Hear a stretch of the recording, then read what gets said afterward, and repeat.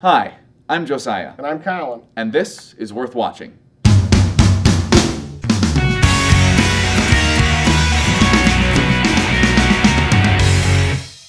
So here's a list of things that apparently existed in biblical prehistory.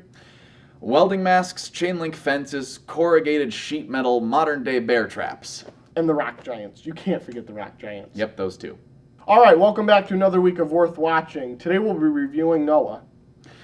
So the plot of this movie follows very loosely the plot of the story in the Bible in the Old Testament, where essentially you have a guy named Noah with his family, and God is going to destroy almost all life on Earth, and so it's Noah's job to build an ark to save himself, his family, and the animals, because everyone else is corrupt. And that's as far as the movie really sticks with the plot of the original story.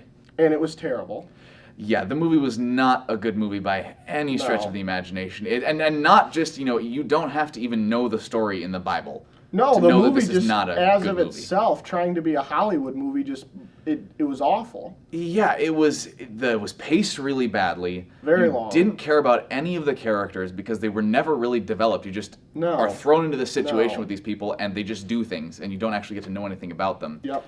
And it's incredibly anachronistic, like we said, with all the random stuff that's in there. Yeah. And again, it's just there are character things that they do that have no motivation behind doing. Well, like during the story, all of a sudden Noah got this great idea. He thought that he'd just kill his whole family, and that was apparently to him a good idea to just annihilate all the human race. But during the whole movie, he was getting visions on what he was supposed to do, and then he spontaneously all of a sudden thought, hey, I better kill everybody.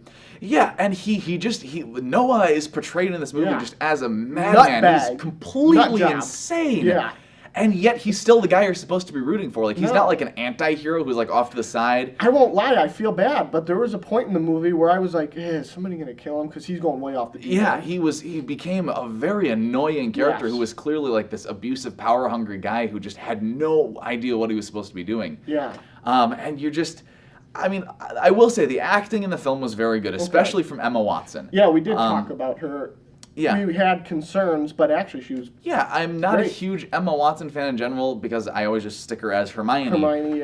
But she's proving more and more that she can do other things, and I thought her performance was actually really good in the movie. And the special effects were really good as well. That was actually probably the best part. Yeah. The special effects were awesome. Most definitely, yeah. Especially there are scenes when, like you were saying, Noah has these visions of things that are to come. And the way that that's portrayed and the special effects that are in there are really, really, really well done. Yeah. And that was my favorite part of the movie, I think, was those specific scenes, because I thought that they actually were done well and were compelling to watch. Whereas the rest of the movie, I just didn't care. No. And so that, along with the fact that it was paced really poorly, meant that it feels like it's forever. I wasn't engaged in this thing at all. Right, yeah. And you just, again, character motivations that don't make sense and that weren't even hinted at earlier in the movie. No. Really, there are some unrealistic plot devices in there. With a certain character surviving something that he shouldn't have survived later in the movie and staying hidden somewhere that he shouldn't be able to stay hidden. That's all I'm going to say about that. Yeah. I have to touch on this. The rock giants are these... That threw me for a... wow. Yeah, and if the fallen angels are these rock giants made of these magical rocks. I kid you not, that is what they are. Yeah. And it's so stupid. Welding masks. I mean, there was a scene even when they were leaving their little, I guess, place you could call home to go to see his grandfather to see if any of the visions that Noah's been seeing are true and what's he supposed to do about them.